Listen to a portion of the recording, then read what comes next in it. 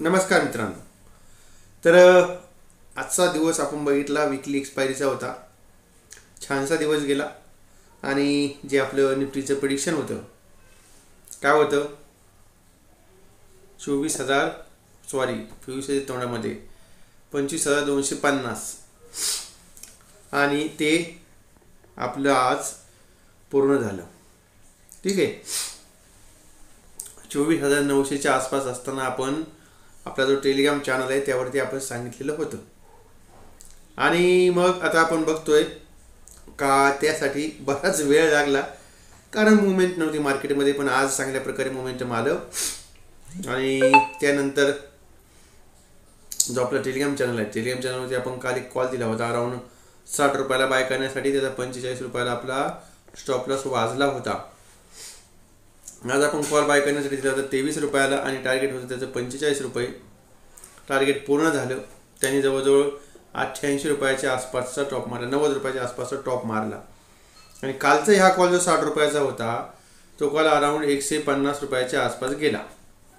म्हणजेच ज्यांनी कुणी कॅरी केला असेल काल, समजा एसेल नसेल लावला पण कॅरी केला असेल तर मग म्हणजे आज त्यामध्ये पण त्यांना पैसे भेटले असतील. आणि आजचा जो कॉल होता आपला त्या ठिकाणी आपल्याला त्यामध्ये जवळ ऑलमोस्ट पैसे डबल झाले.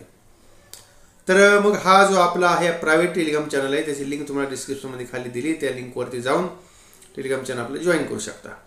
चॅनलमध्ये जर आपण नवीन असाल तर आपण आपल्या चॅनलला सुद्धा सबस्क्राईब करायला बिलकुल विसरू नका. ठीक आहे. आणि बघा आता एकंदरीतच आपण जे मी तुम्हाला सांगितलेलं होतं का जो आपला महत्त्वाचा रेशन झोन होता 24,000 24च काय ते माझ्या डोक्यामध्ये काही कळत नाही. 24चा आकडाच जाईना अजून काही. 25,170 काल मी बोललेलो होतो. जर आपण याच्यावरती जर गेलो तर आपल्याला चांगली रॅली येऊ शकते. रॅली 25,250 25,320 पर्यंत येऊ शकते. आणि आज आपल्याला 25,250 पर्यंतची रॅली त्या ठिकाणी अनुभवायला भेटली. म्हणजे ते टार्गेट पूर्ण झालं. बँक निफ्टीचं आपण बोललेलो होतो, मी आपल्याला सांगितलं होतं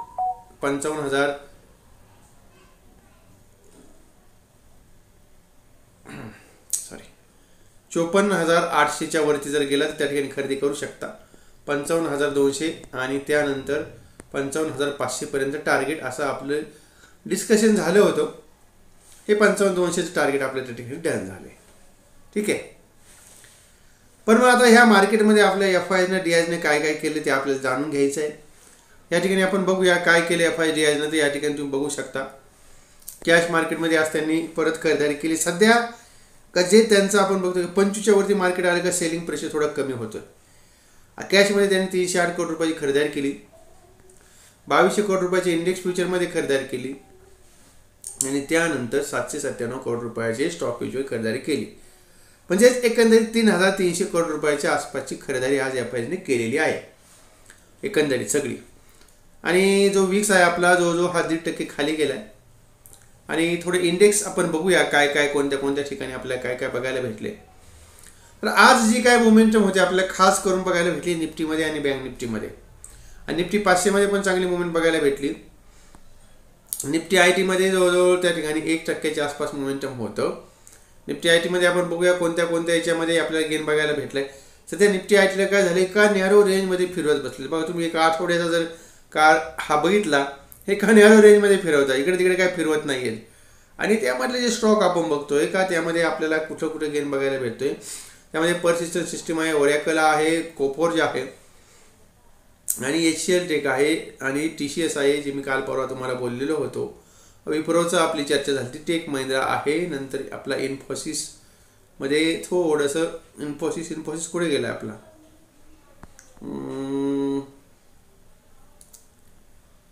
आय-टीमध्ये म्हटलं तर इन्फोसिस नाही, याच्यामध्ये कुठे गेला कुठे इन्फोसिस. ठीक आहे. लुझरमध्ये पण नाही. ठीक आहे बघूया आपण. पण मग या ठिकाणी IT सेक्टरमध्ये पण आपल्याला त्या ठिकाणी तेजी बघायला भेटली. त्यानंतर निफ्टी ॲटोमध्ये आपण बघतोय का तेजी चांगल्या प्रकारे बघायला भेटली. FMC सेक्टरमध्ये करेक्शन बघायला भेटलं. ॲटोमध्ये आपण बघूया त्याला बघा एका आठवड्यापासून आपण बघतोय वरून परत खाली आणला परत तिथपर्यंत नेऊन ठेवलेला आहे. त्यामध्ये गेनर्स कोणते आहेत. गेनर्स आपण बघतोय बाळकृष्ण इंडस्ट्रीज आहे, MRF आहे, त्यानंतर भारत फोर्ज आहे, मारुती आहे, आयशर मोटर आहे, ट्यूब इन्व्हेस्टमेंट आहे, बॉश आहे, एक्साइड आहे, बजाज ॲटो आहे. तर ह्या सगळ्या कंपनीमध्ये आपल्याला त्या ठिकाणी तेजी बघायला भेटली. पण आपल्याला बघायचं आहे मेन का जो आपला जो डाटा आहे तो डाटा काय सांगतोय, ऑप्शनचा डाटा काय सांगतोय. ठीक आहे, ऑप्शन चेन काय सांगते. तर ऑप्शन चेनवरती मी कालच आपल्याला बोललो होतो 25,000 तोडणार नाही, कारण 3 लाखाच्या आसपास त्या ठिकाणी OI होता. आता इथं आपल्याला 23 सप्टेंबरवरती बघावं लागेल. नाही सॉरी, काल 3 करोडचा OI होता पुटवरती 25,000च्या. म्हणून काल मी बोललो होतो, दुसऱ्या चॅनलवरती व्हिडिओ टाकला होता, चुकून दुसऱ्या चॅनल व्हिडिओ गेलता काल. पण त्या ठिकाणी 3 करोडचा OI होता, म्हणजे तोडणार नव्हती ती लेवल. 25,000चं जर आपण या ठिकाणी आता पुटमध्ये बघितलं तर त्या ठिकाणी आता पुढचीच नवीन एक्सपायरी आहे, त्यामुळे आपल्याला इथे थोडा डाटा कमी दिसतो. तरी पण 50 लाखाचा इथे OI आहे, म्हणजे 25,000 हा आपल्याला चांगला सपोर्ट आहे. आज नवीन 23 लाख त्या ठिकाणी ॲडिशन झालेले आहेत. पण आपल्याला बघायचं आता 25,100चा. 25,000चा एवढा काही विषय नाही घ्यायचा. 25,100मध्ये आपण बघतोय का इथेही पुटमध्ये OI चांगला आहे. 42 लाखाचा OI, आज 26 लाखाचा नवीन ॲड झाला आहे. कॉलमध्ये आज जवळजवळ फक्त 14 लाखाचाच OI आहे, पण 6 लाख त्यातून बाहेर पडले. 25,100 चांगला सपोर्ट आहे मार्केटसाठी. 25,200 उद्या टिकेल का, तर 25,200मध्ये आपण बघूया या ठिकाणी काय दिसतंय का इथं मारामारी होऊ शकते. म्हणजे 25,200ची लेवल टिकवण्यासाठी उद्या थोडी फाईट होऊ शकते, कारण कॉलमध्ये जो 38 लाखचा आपल्याला OI आहे, 15 लाख आज नवीन ॲडिशन झालेत. पुटमध्ये 56 लाखाचाच OI आहे, पण चांगला आहे ना जवळजवळ, म्हणजे 25,200चा आपल्याला सपोर्ट घेऊ शकतं मार्केट. 48 लाख आज नवीन ॲडिशन झालेले आहे, म्हणजे 25,200 हा मार्केटला पहिला सपोर्ट राहील.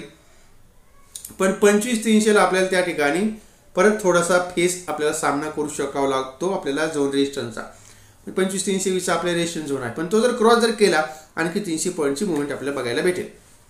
तेव्हा एकंदरीतच 25,100 हा एक मजबूत सपोर्ट झाला आहे आता. आणि मी तुम्हाला सगळ्यांना बोललो होतो, ज्यांच्या लॉंग पोझिशन असतील त्यांनी 24,960चा स्टॉप लॉस आपला होता आणि तो कॅरी करा, आणि 25,250 25,320 निफ्टी होणार हे आपलं टार्गेट होतं. टार्गेट पूर्ण झाले. ठीक आहे. न्यूज वगैरे काय बघण्यात काय मजा नाही बघा. माणसाने नेहमी चार्ट बघावा. चार्ट बघितल्यानंतर काय होतं, न्यूज बघितल्यानंतर डोक्यात कन्फ्युजन क्रिएट होतं, अरे काय करू काय करू काय करू काय करू काय करू, आणि त्यामुळे माणूस मग काय करतो, मग त्या विचारामध्ये माणूस जरा गर्क होतो. ओके, तर आता आपल्या समोर चार्ट आहे निफ्टीचा, आणि आता आपण या ठिकाणी बघूया का निफ्टीमध्ये आपल्याला काय काय बघायला भेटते. ठीक आहे. पहिले तर आपण या ठिकाणी याला आपला ओपन रेंज ब्रेकआउट जो आहे तो आपण या ठिकाणी लावूया. सकाळी 9:15 ते 9:30च्या टायमातली 15 मिनिटाची कॅन्डल आपण त्या ठिकाणी इथे लावूया, म्हणजे आपल्याला कळेल. बघा आपण बघूया, हे कालचा दिवस आपण बघतोय. काल एका ओपनिंग रेंज ब्रेकआउटच्या वरती मार्केट गेलं नाही, कन्सोलिडेशन झोनमध्ये होतं, काही मोठी मुवमेंट आली नाही. आज सकाळी मार्केट ओपनिंग रेंज ब्रेकआउटच्या वरती गेल्यानंतर आपल्याला एक चांगल्या प्रकारे मुवमेंट मार्केटमध्ये बघायला भेटली, आणि आता कुठपर्यंत जाऊ शकतो त्याचा आपल्याला आता गेस घ्यायचा आहे. ठीक आहे. याला थोडंसं आपण हे करूया, ठेवून देऊया. याला डे टाइम फ्रेम आपण लावूया.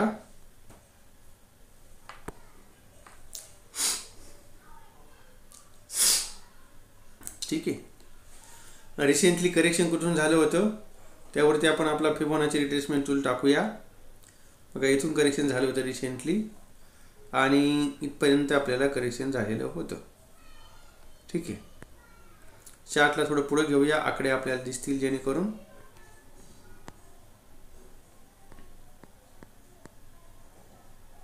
थोडं पुढे आकडे घेऊया. ओके. बघा काल मी जे आपल्याला सांगितलेलं होतं, हा जो आपल्याला 25,170 झोन आहे रेजिस्टन्सचा, तो जर क्रॉस झाला तर चांगल्या प्रकारे आपल्याला मोमेंटम बघायला भेटू शकतं. आणि आता आपल्याला पुढचा लेवल आहे हा 25,396. जर आपण बघतोय बघा इथे आपल्याला याच्यावरती क्लोजिंग झालाय आणि एकदम छानसा क्लोजिंग झालाय. पुढचं टार्गेट आपलं आहे 25,396, म्हणजेच अराउंड 25,400चं पुढचं आपलं टार्गेट आहे. आणि आपल्याला एसएल जो आहे तो आपण लावू शकता त्याला 25,100चा स्टॉप लॉस किंवा 25,080चा स्टॉप लॉस, हा आपला एसएल असेल. ही टार्गेट असेल. हे आता सध्या निफ्टीमध्ये बघायला भेटते. बँक निफ्टीकडे जाऊया. ठीक आहे. बँक निफ्टीचा चार्ट जर आपण बघितला, आता हा इन्फोसिसचा आला बघा, मगाशीच मी तुम्हाला बोललो होतो. इन्फोसिसचा चार्ट जर आपण बघितला तर त्यामध्ये आपल्याला आज लोअर लेवलपासून चांगला एक बाउन्स बॅक बघायला भेटला. आणि आता इथे इंडेक्समध्ये आपण येऊया. आपला निफ्टी बँक बघा चार्ट आला आपल्यासमोर. त्यालाही आपण काल आपला फिबोनाची रिट्रेसमेंट टूल जो टूल्स आहे तो आपण लावलेलाच होता त्याला. आणि इथे आपण बघतोय का आपल्याला याला अराउंड जो आपल्याला साधारणतः लेवल दिसते मोकळी, ती जवळजवळ अराउंड 55,600 पर्यंत जाण्याची पॉसिबिलिटी आहे. कारण हा जो एक मेन मोठा अडथळा होता बघा, हा आपल्याला जो काय अडथळा होता याला डे टाइम फ्रेमवरती लावल्यानंतर आपल्याला चांगल्या प्रकारे कळेल. डे टाइम फ्रेमवरती आपण चार्ट लावलाय आणि इथे या डे टाइम फ्रेमवरती चार्ट लावल्यानंतर आपल्याला इथं दिसतंय काय का हा जो आपल्याला 55,592चा एक पुढचा रेजिस्टन्स झोन आहे. पण आज काय केलंय बँक निफ्टीनं, हा जो 38% रिट्रेसमेंट झोन होता 55,121चा, तो त्यांनी क्रॉस केला. आणि तो क्रॉस केल्यामुळे आता इथे आपल्याला पुढचा जो काय एक आपण असं म्हणूया पुढचा आपल्याला रिट्रेसमेंट झोन आहे 50%चा, तो 55,600चा आहे. पॉसिबिलिटी आहे 55,600 पर्यंत जाण्याची. पण मेन मोठा रेजिस्टन्स झोन होता 55,000चा, तो तर आता या ठिकाणी बँक निफ्टीने क्रॉस केला आहे. ओके. तेव्हा आता एकंदरीतच 25,400 मे बी पॉसिबल आहे निफ्टीसाठी आणि 55,600 मे बी बँक निफ्टीसाठी पॉसिबल आहे. तर ही टार्गेट आहे आणि या टार्गेटनुसार आपण निफ्टी बँक निफ्टीमध्ये ट्रेड करू शकता. ओके. आणि तेव्हा जर आपल्याला जर कुणाला समजा डीमॅट अकाउंट ओपन करायचं असेल तर त्याची तुम्हाला लिंक मी डिस्क्रिप्शनमध्ये दिली आहे. आपल्या लेमन ब्रोकर आहे. फॉरेक्समध्ये जर कुणाला काम करायचं असेल तर त्यासाठी तुम्हाला आपला एक्सएम आणि त्यानंतर दुसरा आहे ट्रेडवी, या दोन्ही ब्रोकरची लिंक तुम्हाला दिलेली आहे. त्यामध्ये तुम्ही जर आपल्या ह्या ट्रेडवीच्या ब्रोकरच्या मध्ये जर ट्रेड केला तर तुम्हाला त्या ठिकाणी आपल्या निफ्टीवरती तुम्हाला ट्रेड करता येतो. म्हणजे त्या ठिकाणी तुमचा जे काही ऑप्शन झिरो होण्याचा जो प्रकार आहे तो त्या ठिकाणी होणार नाही आहे, म्हणून तुम्ही त्याचाही त्या ठिकाणी वापर करू शकता. ओके. आणि मग आता एकंदरीत आपण इथे थांबतोय. हा जो काही सगळा व्हिडिओ होता तो सगळा व्हिडिओ मी आपल्यासाठी एज्युकेशनल पर्पज म्हणून बनवला होता. या व्हिडिओमध्ये मी कुणालाही कुठल्या प्रकारे खरेदीचा किंवा विक्रीचा सल्ला दिला नाही, याची आपण कृपया नोंद घ्या. आणि कुठलाही ट्रेड करताना आपण आपल्या जबाबदारीवरती ट्रेड करा. ओके. आता इथे आपण थांबूया. आपण परत भेटू नवीन विषयासह.